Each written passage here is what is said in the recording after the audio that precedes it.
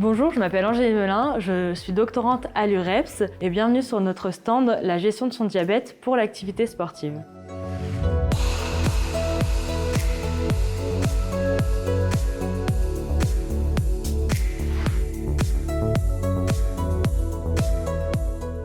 Qu'est-ce que le diabète de type 1? Le diabète de type 1 résulte d'une autodestruction des cellules du pancréas productrices d'insuline. L'insuline est une hormone sécrétée par le pancréas et qui a pour rôle de réguler la glycémie. Chez une personne qui vit avec un diabète de type 1, l'insuline n'est plus sécrétée de manière physiologique, elle doit être donc injectée de manière exogène. Donc on a deux méthodes, on utilise soit une pompe à insuline qu'on vient placer au niveau du bas-ventre, ou alors on utilise des stylos où nous sommes obligés de faire des injections 3 à 4 fois par jour.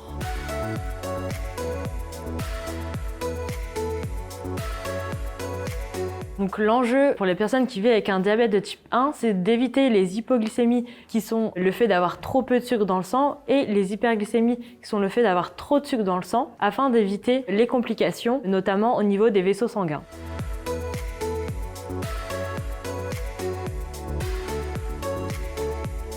Afin de limiter les hypo et les hyperglycémies, il existe différentes stratégies comme l'alimentation, qui est importante à prendre en compte, mais aussi l'exercice physique qui a énormément d'influence sur la glycémie. On peut voir sur notre stand qu'on a un mur d'escalade et si vous réalisez un exercice de faible intensité, votre contraction musculaire va permettre de faire entrer le glucose sanguin dans le muscle et donc avoir un effet hypoglycémiant. A l'inverse, faire un exercice intense et ou stressant, comme par exemple mettre le tapis en dévers, va provoquer une sécrétion d'adrénaline, une hormone du stress, qui elle va avoir un effet hyperglycémiant.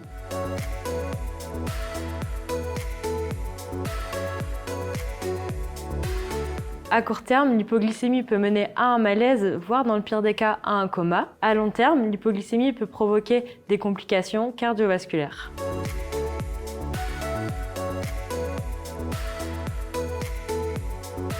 L'objectif de nos recherches à l'UREPS est de promouvoir l'activité physique chez des personnes qui vivent avec un diabète de type 1 et aussi de leur donner des recommandations pour éviter les hyper et les hypoglycémies à l'exercice.